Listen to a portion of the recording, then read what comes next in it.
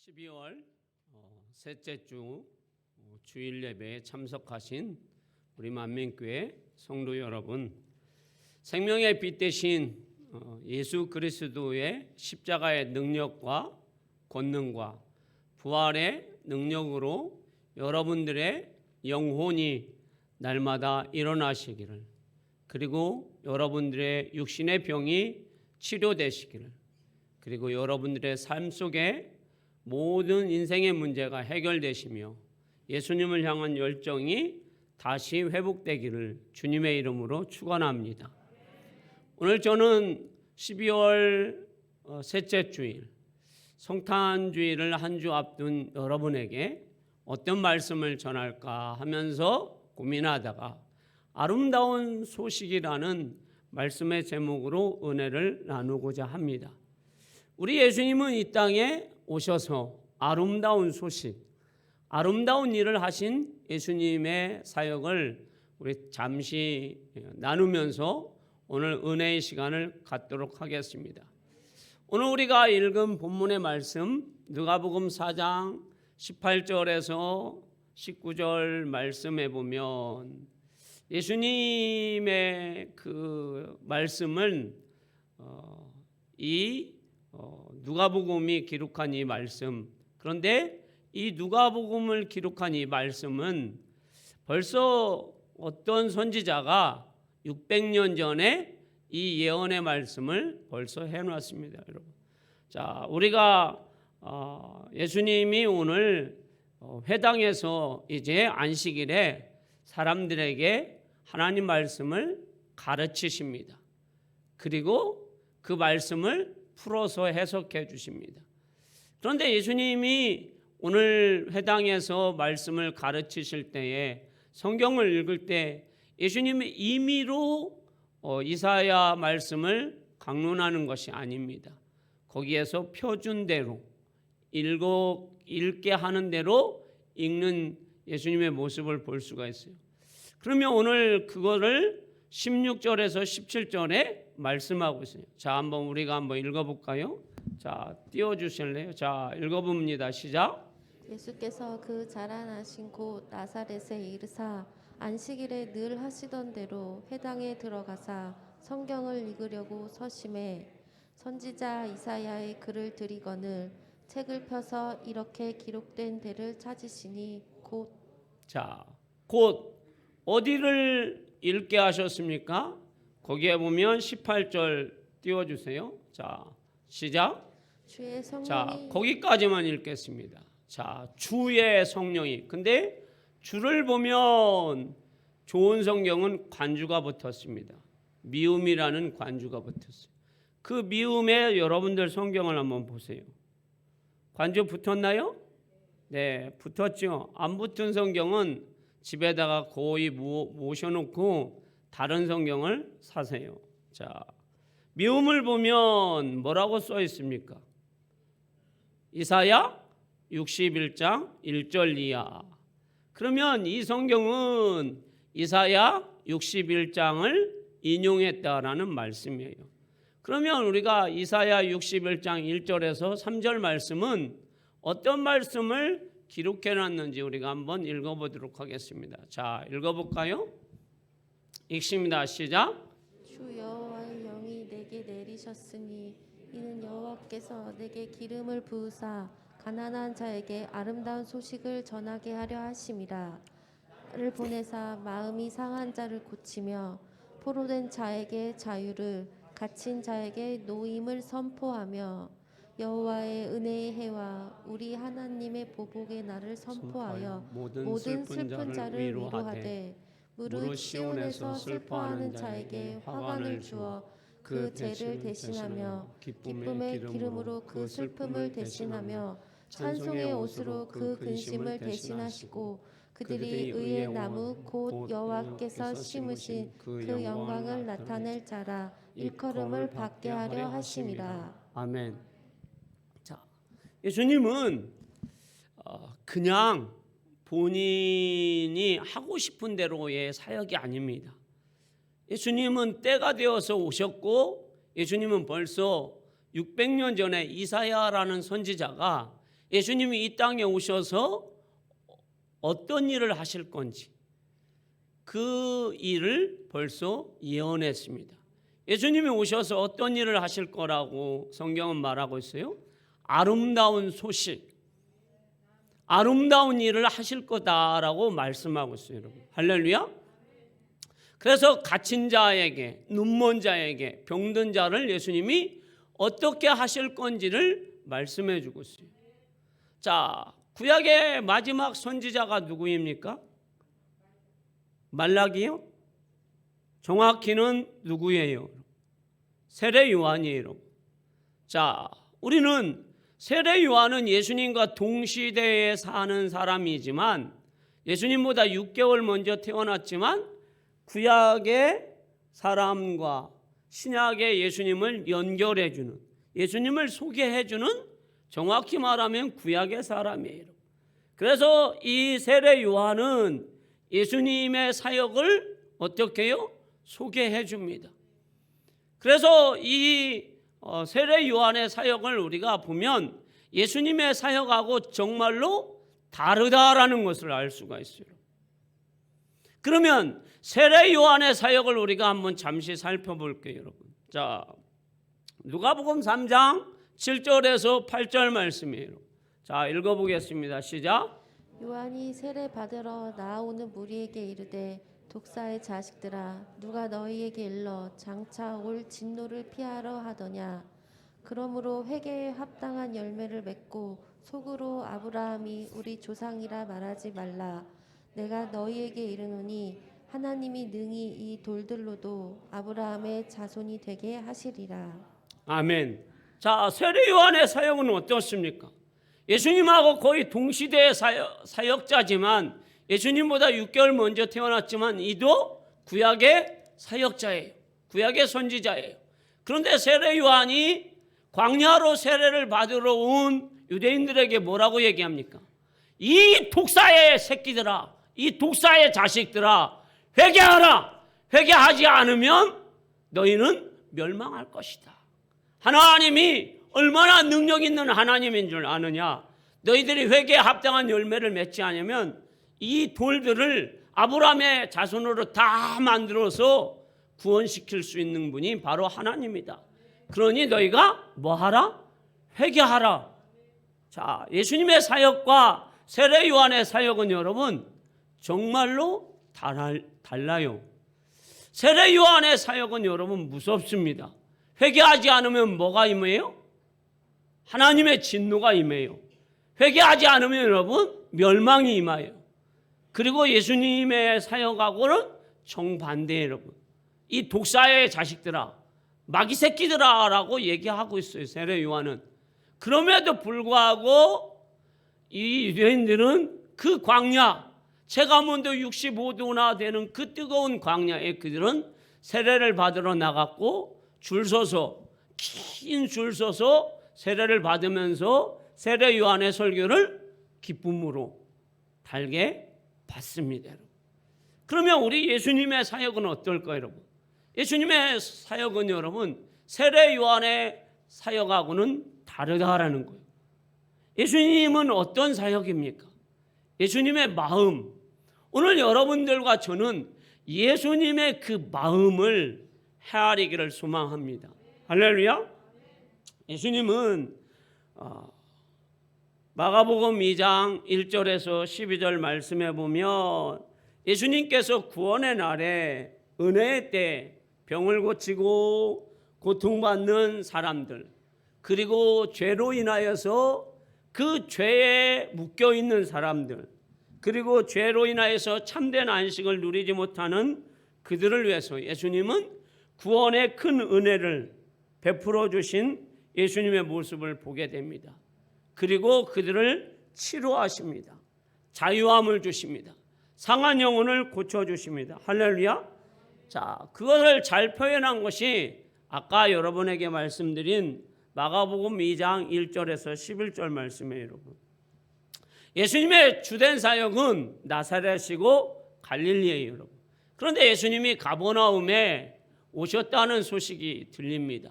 그런데 그러자 많은 병든 자들이 몰려오기 시작합니다.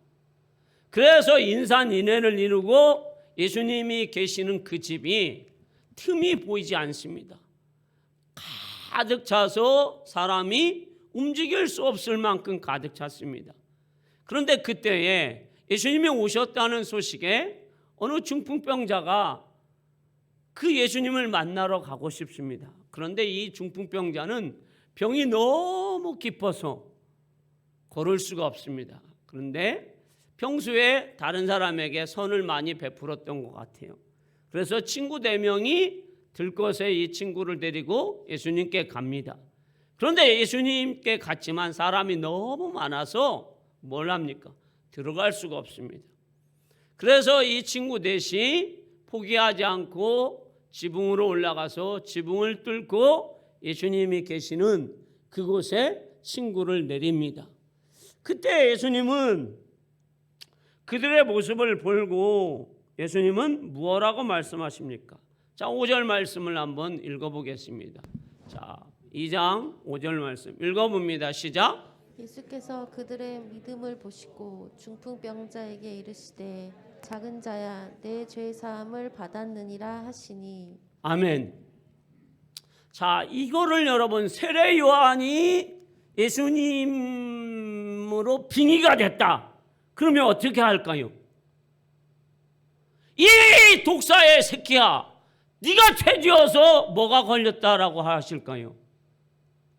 중풍병에 걸려서 이 남의 지붕까지 뗐느냐, 이 나쁜 놈아 하면서 예수님이 뭘 할까요? 책망을 하겠죠. 먼저 회개하고 와야지. 이 회개하지 않고 나에게 고쳐달라고 온 그 모습을 예수님은 책망할 거예요. 그런데 우리가 5절 말씀해 보면 작은 자야, 내 소자야, 네가 작아서, 네가 약해서 인류의 모든 죄 가운데 사는 모든 사람들처럼 너도 죄 가운데 사는구나. 여러분, 죄가 언제 들어왔습니까? 아담의 범죄로 인하여서 죄가 들어왔습니다. 할렐루야. 아담의 범죄로 인하여서 인류는 질병이 찾아왔어요. 믿습니까? 그러면 이 사람이 중풍병자가 죄를 지었는지 안 지었는지는 우리가 정확히 알 수는 없어요. 그러나 이 사람이 아담의 후손이므로 죄로 인하여서 세상에 질병이 들어오므로 이 사람이 뭐에 걸렸어요? 중풍병. 그러면 세례 요한이 이 사람을 보고 질병을 고쳐줄 때는 아마도 독사의 자식아 하면서 회개하라고 외쳤을 거예요. 그런데 예수님은 작은 자야, 네가 이 죄 가운데 이 땅에서 살면서 얼마나 힘이 들고 어려웠느냐. 내 죄사함을 내가 너에게 명하노라 하고 예수님이 먼저 이 중풍병자의 죄사함을 허락하신 예수님의 모습을 볼 수가 있어요. 예수님의 긍휼하심, 예수님의 자비하심, 예수님이 정말로 이 죄에 묶여서 늘 중풍병으로 고통받는 자유함을 누리지 못하는 이 사람, 얼마나 여러분 힘이 들겠어요. 그 중풍병으로 인하여서 매일같이 누워있는 이 사람을 누가 풀어줍니까? 누가 해결해 줍니까? 예수 그리스도. 할렐루야. 그런데 예수 그리스도께서 병만 치료해 줍니까? 마음도 어떻게 해요? 치료해 주시고 마음도 만져주시잖아요. 상한 마음을 고쳐주시는 예수님. 이게 구약의 선지자들과 신약에 오셔서 구원을 이루시는, 죄사함을 허락하시는, 그리고 인류의 모든 것을 해결하시는 아름다운 소식을 전하는, 아름다운 일을 하시는 예수님의 모습을 볼 수가 있어요. 그러므로 우리도 날마다 성도들을 볼 때마다 여러분 어떤 마음을 가져야 합니까? 예수님의 마음을 가져야 합니다. 할렐루야. 자, 한번 손 들어 보십시오. 오른손. 예쁩니까? 안 예쁩니까? 예쁘죠? 아무 말 안 하시는 분은 도대체 왜 손을 흔드세요? 자, 여러분 다 미스 코리아 여러분. 자, 예쁘죠? 자, 자기 마음을 한번 만져보세요. 예수님, 내 마음이 예수님 마음과 같게 하옵소서. 자, 우리의 마음이 여러분 예수 믿으면서 예수님의 마음이 되어야 해야 돼요. 교회를 오면서 여러분들은 무슨 마음을 갖고 오십니까? 사랑의 마음, 긍휼의 마음, 자비의 마음을 갖고 오세요, 여러분. 누가 떡 하나 더 먹으면 저 사람이 참 떡 좋아하는가 보다. 그러면 얼마나 좋아요. 네, 저럴 줄 알았어. 저 버릇은 왜 30년이 가도 안 변할까? 그 마음을 갖고 오지 마십시오, 여러분. 제발. 누가 뭐 하나 밥 사갖고 가면 저 집에 쌀이 떨어졌나 보다. 내가 저 강화에 있는 교동쌀이나 철원에 있는 맛있는 쌀 한 푸대 사줘야 되겠다는 그런 마음을 갖고 오세요. 그게 예수님의 마음 아닐까, 여러분? 여러분 또 전철을 타고 서울에 가면 거기에 막 사람들이 많이 있잖아요, 여러분. 그러면 뭐예요? 아이고, 저 젊은 놈이 저렇게 또 구걸하러 왔네. 그런 마음을 갖지 마시고 뭘 열어야 됩니까? 주머니를 열든지 지갑을 열어서 뭐예요, 여러분? 우리 최장로님이 잘 하시는 게 있어요. 식당에 가면 기도하고 나면 예수 믿는 사람이에요. 서빙하는 분에게 꼭 이렇게 저거 선물을 줍니다. 그러면 그분들이 여러분 입이 찢어져 가지고 어떻게 해요? 반찬 막 계속 갖다 줍니다, 여러분. 자, 이게 예수님의 마음이에요, 여러분. 자, 우리가 길을 가다가도 긍휼의 마음을 가지고 사람들에게 선을 베푸는 거예요. 근데 여러분 우리가 예수 믿으면서도 계속해서 이게 마음이 바뀌지 않으면 우리는 여러분 예수님을 닮아갈 수가 없어요. 할렐루야. 여러분과 제가 누구 믿어요? 예수 믿어요. 구원 받았어요? 받았습니까? 받았다면 구원의 증거가 우리 삶 가운데 나타나야 할 줄 믿습니다. 우리 삶에 여러분. 자, 오늘 예수님은 이 중풍병자를 내 소자야, 작은 자야, 네가 얼마나 연약했느냐. 그래서 네가 죄를 이기지 못하고 그 죄 가운데 네가 살다 보니 중풍병에 걸렸구나. 너의 죄를 사하노라. 죄만 사하신 것이 아니잖아요. 10절에서 12절 말씀을 한번 보겠습니다. 자, 읽어볼까요? 시작.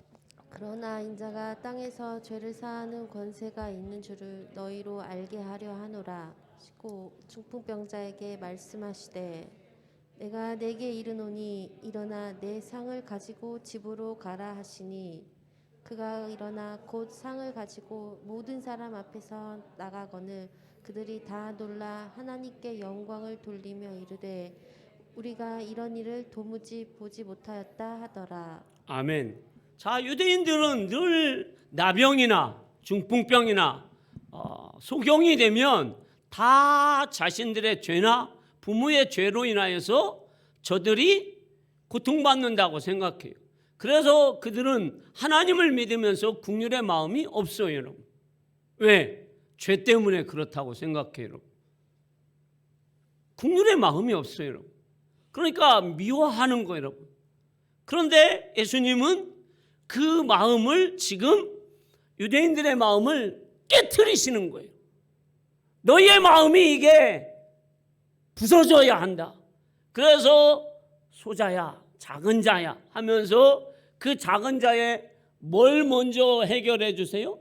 죄를 사해 주세요. 그리고 뭘 고쳐주세요? 중풍병을 고쳐주세요. 그러자 그들이 여러분 큰 충격에 빠졌어요. 저 메시아 예수 그리스도께서 우리의 마음을, 우리의 갇혀있는 마음, 닫혀있는 마음, 포로된 마음을 예수님이 해방시켜 주는구나. 여러분, 마음의 포로가 되면 얼마나 사람이 여러분 힘든지 몰라요, 여러분. 남을 미워하는 거, 시기하는 거, 남에 대한 여러분 뭐예요, 여러분? 맨날 율법을 가지고 징계하는 마음, 그걸 가지고 아이고 어떤 사람은 마음이 여린 사람은 속으로만 율법 안 지키고 있네라고 속으로만 하고, 또 어떤 사람은 이게 막 발달된 사람은 그럴 줄 알았어, 주의를 안 지키니까 사고 나지 하고 이렇게 막 손가락질하면서 온 동네 퍼지게 얘기하는 거예요. 우리는 여러분 예수님의 마음을 가지고 우리의 마음, 갇힌 마음이 자유함을 얻어야 되는 거예요. 그래서 지금 예수님이 이 율법에 갇힌 이 유대인들에게 자유의 마음을 주십니다. 그러면서 그 중풍병자를 고쳐주었을 때 그들이 모두 깜짝 놀라서 하나님께 영광 돌립니다. 우리의 마음이, 우리의 육신의 질병이, 우리가 예수님을 향한 열정이 이 성탄절을 맞이한 즈음에 여러분들이 제가 회복되기를 주님의 이름으로 축원합니다. 더 나아가서는 여러분, 예수님의 제자들은 어떨까요, 여러분? 자, 우리 한번 그것을 한번 보겠습니다, 여러분. 자, 예수님이 이 땅에 오셔서 많은 질병을 여러분 치료해 주십니다. 자, 예수님은 요한복음 1장 29절에 보면 예수님을 세상 죄를 지고 가는 하나님의 어린 양이라고 말씀하고 있어요. 뭘 지고 간다고요? 세상 죄를 지고 가는 어린 양.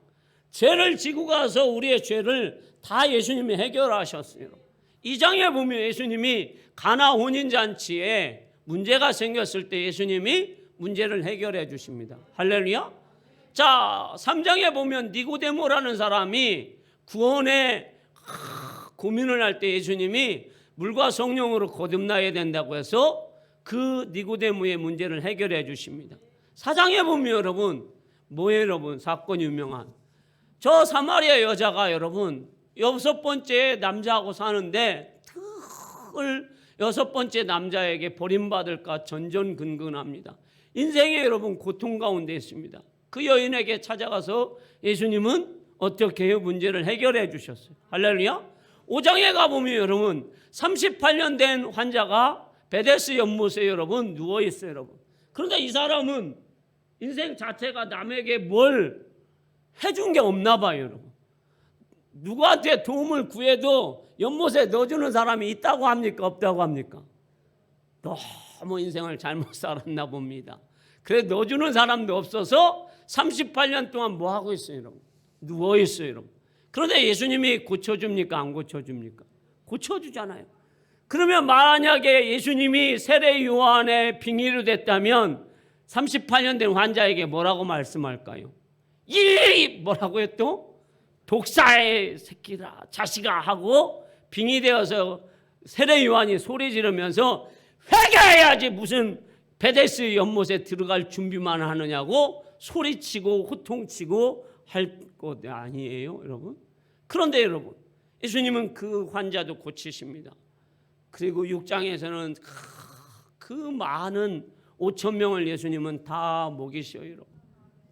그리고 8장에서는 여러분 현장에서 가늠하다 잡혀온 그 여인도 예수님은 용서해 주세요. 그런데 요한복음 9장에서 보면 여러분 어때요, 여러분? 예수님의 그 사역을 다 봤던 제자들이 9장 1절에서 2절 말씀 한번 띄워주세요. 자, 읽어봅니다. 시작. 예수께서 길을 가실 때에 날 때부터 맹인된 사람을 보신지라. 제자들이 물어 이르되 라삐여, 이 사람이 맹인으로 난 것이 누구의 죄로 인함이니이까? 자기이니이까 그의 부모이니이까? 자, 지금 제자들은 어떻습니까? 예수님이 얼마나 긍휼과 자비가 많으신 분, 그리고 모든 질병을 치료하시는 분, 할렐루야. 38년 된 환자도 치료하시는 분, 그리고 먹는 거에 고달파하는 인생을 예수님은 배불리 먹이시는 예수님, 그리고 현장에서 가늠하다 잡힌 그 여인의 죄도 징계하시지 않고 나도 너를 정죄하지 않으니 이제 돌아가라 그러면서 죄짓지 말라 하고 예수님이 살려주시는 예수님, 할렐루야. 그런데 9장에서 길 가다가 소경 만났는데 예수님, 저 사람이 소경된 것이 저 사람 죄입니까? 부모 죄입니까? 아직도 예수님의 제자들이 뭐가 안 바뀌었어요, 여러분? 마음이, 여러분. 아직도 죄에 갇혀 있는 마음, 율법에 갇혀 있는 마음, 두려워하는 마음, 포로된 마음이 아직도 그들에게 있다라는 거예요. 그때 예수님은 3절에 뭐라고 말씀하고 있습니까? 자, 3절을 한번 띄워주십시오. 읽습니다. 시작. 예수께서 대답하시되 이 사람이나 그 부모의 죄로 인한 것이 아니라 그에게서 하나님이 하시는 일을 나타내고자 하심이라. 아멘. 자, 예수님의 대답은 여러분 그렇습니다. 우리는 여러분 모든 문제를 율법으로 정죄하면서 뭐에 초점이 맞춰 있느냐? 고난에 초점이 맞춰 있어요. 그런데 예수님은 고난 후에 뭐에 초점이 맞췄어요? 영광, 미래에 초점이 맞춰 있어요. 자, 그거를 잘 나타내 주는 말씀이 여러분, 저는 욥기 23장 10절이라고 말씀하고 있어요. 자, 띄워 주십시오. 자, 읽어봅니다. 시작. 그러나 내가 가는 길을 그가 아시나니 그가 나를 단련하신 후에는 내가 숨금같이 되어 나오리라. 아멘.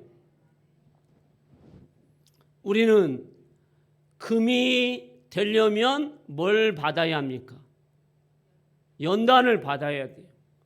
24K 금이 되려면 수많은 풀무불 속에 들어갔다 나왔다 해야 순금이 됩니다. 이 순금은 전 세계 어디 가서나 통합니다.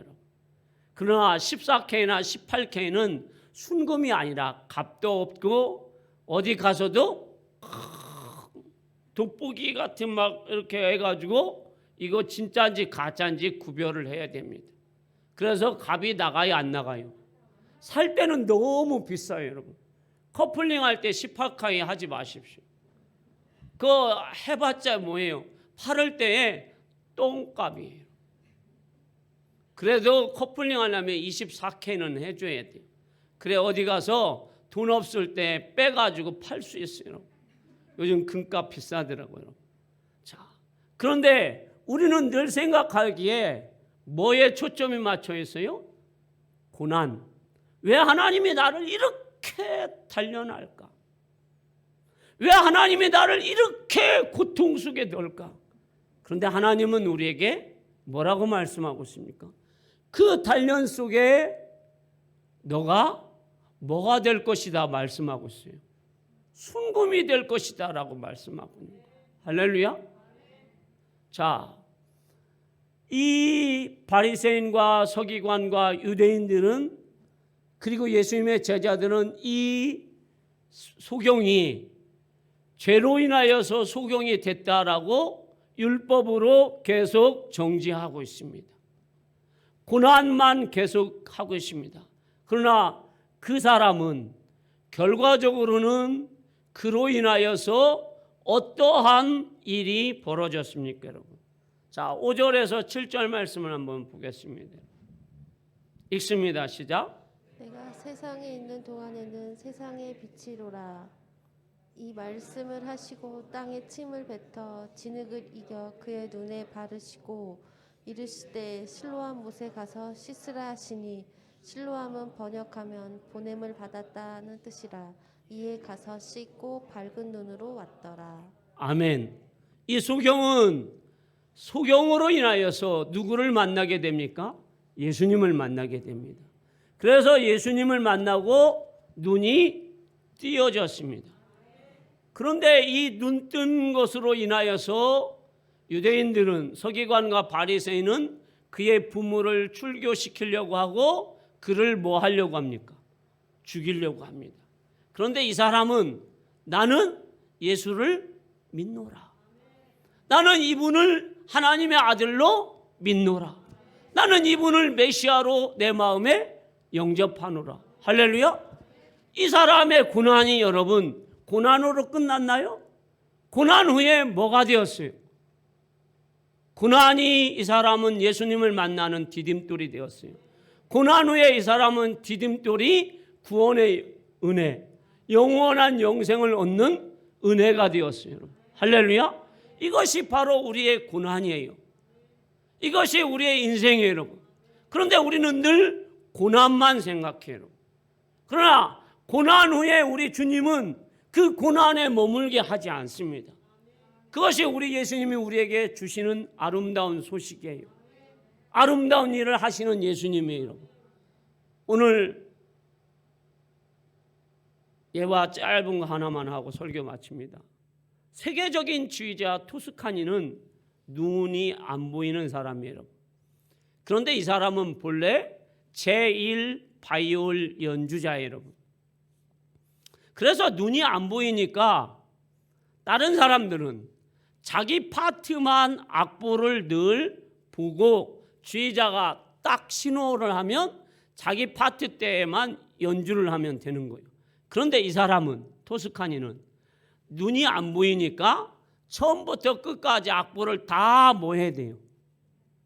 애워야 돼요. 점자로 애워야 돼요. 완벽하게 애워야 돼요. 그래서 귀로 듣고 자기 파트에 지휘자가 지휘할 때 들어가는 것이 아니라 뭘요? 듣고 들어가는 거예요. 그런데 상임 지휘자가 폭포가 오는 날 지휘를 해야 되는데 폭포 때문에, 악천후 때문에 오지를 못한 거예요. 그런데 거기에 모인 모든 단원 가운데 악보를 다 아는 사람은 누구밖에 없어요? 토스카니밖에 없는 거예요. 그래서 사람들은 너 밖에는 이 악보를 아는 사람이 없으니 네가 연주를 해라, 지휘를 해라. 나는 못합니다. 아니, 우리는 내 것만 하려고 내 것만 알지 남의 거는 모른다. 그러니 어떻게 할 거냐? 너가 해야지. 그런데 이 토스카니는 악보 전체를 애울 뿐만 아니라 그거 전체를 이해한 사람이에요. 왜? 이해를 해야 자기가 다 들어갈 수가 있으니까. 그래서 상임 지휘자 대신에 토스카니가 이해하고 그리고 뭐 했어요, 여러분? 다 애웠어요, 여러분. 그러니까 지휘자보다 뭐 한 거예요, 여러분? 눈이 안 보이지만 뭐예요, 여러분? 잘할까요, 못할까요, 여러분? 잘하는 거예요, 여러분. 이해를 하니까. 안 보이니까. 지휘자는 또 가끔씩 잃어버리면 뭐 해야 돼요? 악보 보면서 하잖아요. 그런데 이 사람은 악보를 볼 필요가 있나요? 악보 볼 필요가 없잖아요. 못 보니까. 그러니까 지휘를 하는 거예요, 여러분. 자기 마음대로. 여기에 입력된 모든 박자와 모든 콩나물을 다 이해해서. 그래서 사람들이 우레와 같은 박수를 보내오는 거예요. 이야, 대단하다. 그래서 상임 지휘자는 내려가고 이 토스카니가 이제 지휘를 하기 시작하는 거예요.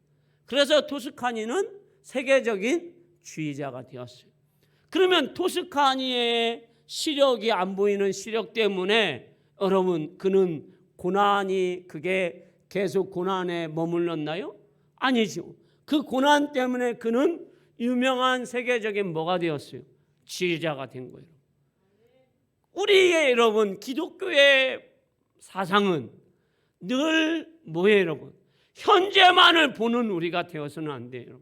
미래지향적인 것이 되어야 된다.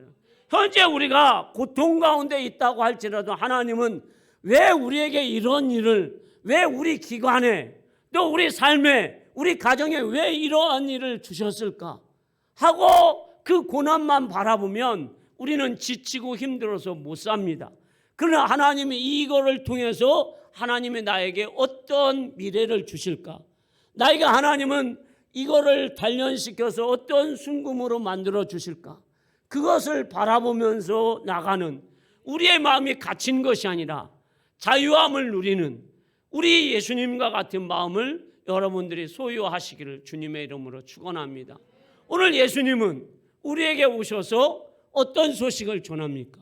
아름다운 소식. 어떤 일을 하셨어요? 아름다운 일을 하셨어요, 여러분. 갇힌 자를 어떻게 하셨어요?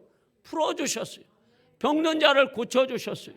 눈물 보는 자를 보게 하여 주셨어요. 할렐루야. 그렇다면 우리도 예수님을 닮아가지고 예수님의 마음을 소유해서 여러분, 내가 갖고 있으면 못 갖고 있는 사람을 나눠주고 못 보는 사람은 보여주고 그리고 인도하고 나눠주는 우리 만민교회 성도들이 되기를 주님의 이름으로 축복합니다. 기도하겠습니다.